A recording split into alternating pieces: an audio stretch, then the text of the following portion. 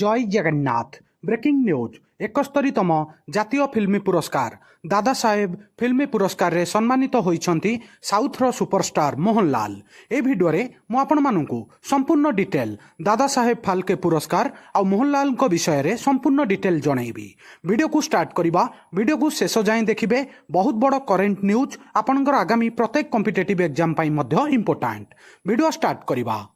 Malayalam superstar Mohanlal 23 September 2025 रे 71तम जातीय चलचित्र पुरस्कार समारोह रे दादा साहेब फाल्के पुरस्कार रे सम्मानित होबे। एटा 2023 मसिया पई तांकु सम्मानित करा जिवो। एबे दादा साहेब फाल्के पुरस्कार अवार्ड विषय रे जानिबा।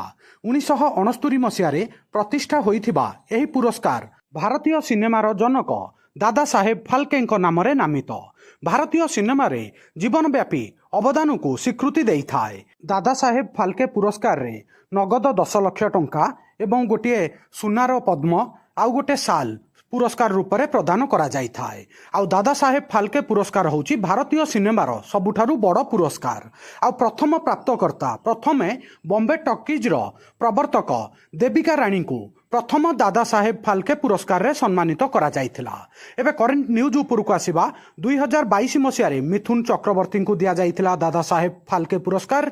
2021 मसिया रे वाहिदा रहमान, 2020 मसिया रे आशा पारेख, एई तीन जन को रिसेंटली दादा साहेब फाल्के पुरस्कार दिया जाइथिला। आ 2023 मसिया रे मोहनलाल को दादा साहेब फाल्के पुरस्कार दिया जाइछि। एबे आपण माने दादा साहेब फाल्के पुरस्कार विषय रे संक्षेप रे जानिले। एबे मोहनलाल फिल्मी क्यारियर विषय रे जानिबा। मोहनलाल फिल्मी क्यारियर 4 दशंधि अधिक समय। आउ तांकर प्रथम चलचित्र थिला तांकर बंधु प्रियदर्शन को निर्देशित थिरानोटम। 1978 मसिया रे से डेब्यू करथिले। से वर्तमान 400 रु अधिक चलचित्र रे अभिनय करिसंती। से भारतर बहुत जणे बड़ सुपरस्टार। एबे तांकर किछि परफॉर्मेंस विषय रे जानिबा जोरा अति स्मरणीय। तांकर स्मरणीय भूमिका रे अंतर्भुक्त फिल्मी अनेक अछि। किछि इंपोर्टेंट ना जानिबा नामुकु पाराकन, मंथिरी थोपुपुल, किरीदम, दशरथम, भारतम, भानप्रस्थम, मणिची थ्राथाजु एवं ताजा भाराम एई सबु फिल्मीर अभिनय पई से स्मरणीय आ बहुत भल एक्टिंग करिथिले। एबे रिसेंटली तांकर ब्लॉकबस्टर मूवी विषय रे जानिबा।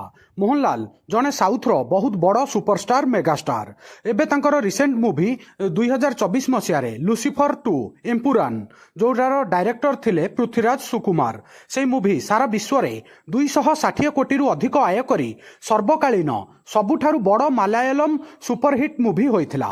2025 मसिया रे रिलीज होइथिबा मोहनलाल सिनेमा ओनम एटा भी गोटे बहुत बड़ सुपरहिट फिल्मी मध्य अछि।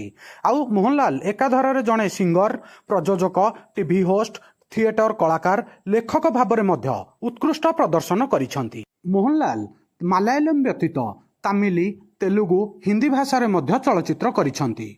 मोहनलाल तेलुगु ब्लॉकबस्टर मूवी गोटे थिला जनता ग्यारेज जोटा कि 2016 मसिया रे रिलीज होइथिला। बहुत बड़ सुपरहिट होइथिला। से भली हिंदी रे रामगोपाल वर्मा द्वारा निर्देशित मूवी कंपनी 2002 मसिया रे जोटा रिलीज होइथिला सेथिरे मध्य मोहनलाल अभिनय करिसंती। तांकु विश्वस्तर रे दृश्यम फ्रांचाइज रो मुख्य चेहरा भाबरे स्वीकृति मध्य मिलिछि।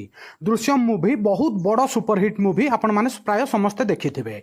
एबे मोहनलाल या व्यतीत अलगा केउ पुरस्कार सम्मानित होइछंती ता विषय रे जानिबा।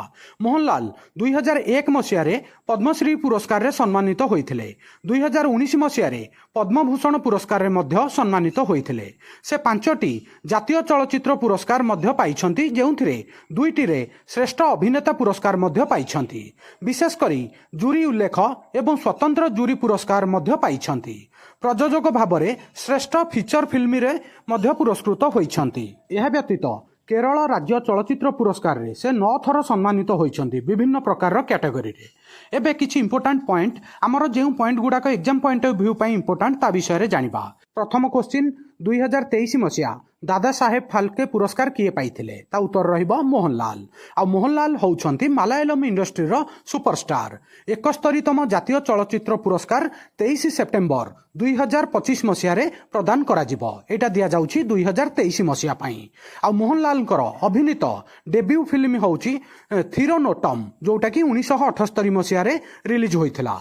आ मोहनलाल 400 रु अधिक चलचित्र रे अभिनय करिसंती।